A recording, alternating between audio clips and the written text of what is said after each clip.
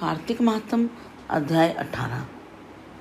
महाराज पृथु ने नारद जी से पूछा, हे देवर्षि, यम पंचक काल में दीपदान का क्या महत्व है और विधान क्या है?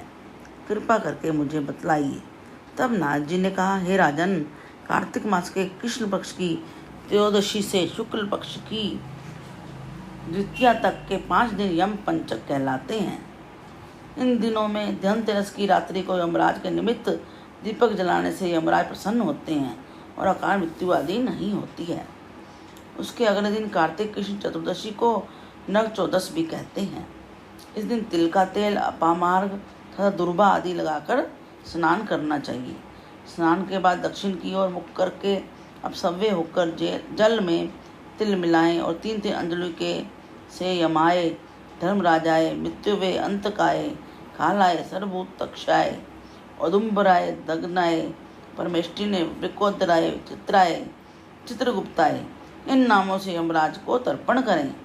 फिर सायंकाल ब्रह्मा, विष्णु, शिव तथा दुर्गा के मंदिरों में तथा वृक्ष, सभा, गौशाला, बगीचा, नदी, तालाब, कुआं, बावड़ी, गली, चौराहा, खेत, शमशान आदि में दीपक जलाएं और रात्रि को श्री लक्ष्मी जी की पूजा करें। यदि शस्त्र से किसी की मृत्यु हुई हो तो उसके निमित्त भी चतुर्दशी को दीपदान करना चाहिए। इससे अक्षय पुण्य फल की प्राप्ति होती है। इसके बाद कन्या, ब्रह्मचारी तथा तपस्वियों को भोजन कराएं। इससे यमलोक ना जाकर शिवलोक की प्राप्ति होती है। कार्तिक की अमावस्या अर्थात दीपावली के दिन भी स्नान आदि से निवृत्त होकर पितरों का पूजन और श्राद्ध करके ब्राह्मणों को भोजन कराएं। फिर सायंकाल घर, तुलसी के समीप, देवस्थान, शमशान, नदी, पर्वत, चौराहा तथा गौशाला में दीपक जलाएं। तत्पश्चात लक्ष्मी जी की स्तुति करके उनको जगाएं। जिस प्रकार से पतिव्रता स्त्री अपने पति से पहले जागती है, उसी प्रकार से लक्ष्मी जी भी भगवान से 12 दिन पहले जागती हैं। अमावस को दिन में बालक, वृद्ध तथा रोगियों को छोड़कर अन्य कोई भोजन ना करे। सायंकाल लक्ष्मी जी का पूजन करने के बाद ही भोजन करें। घर को फूल माला आदि से सजाकर सारे घर में दीप माला करें। घर के सभी स्त्री कुछ नवीन वस्त्र धारण करें।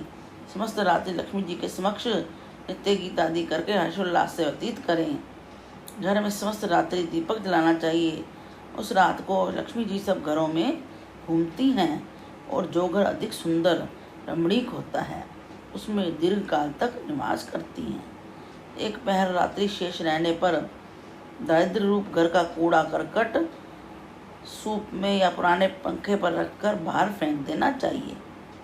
ऐसा करने से घर धन धान्य से परिपूर्ण रहता है।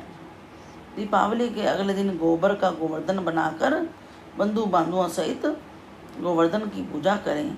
ब्राह्मणों को भोजन कराएं। स्वयं भी नवीन अन्न का भोजन करें। भगवान श्री कृष्ण ने इंद्र का मान मर्दन करके गोवर्धन पर्वत की पूजा इसी दिन की थी। सायंकाल के समय गौ और बैल की पूजा करें। अपने परिवार के भरण पोषण रक्षा के लिए उनसे प्रार्थना करें।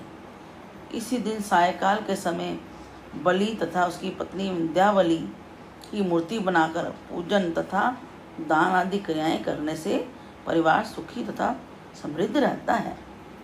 इति कार्तिक माहत्म अध्याय 18 समाप्तम।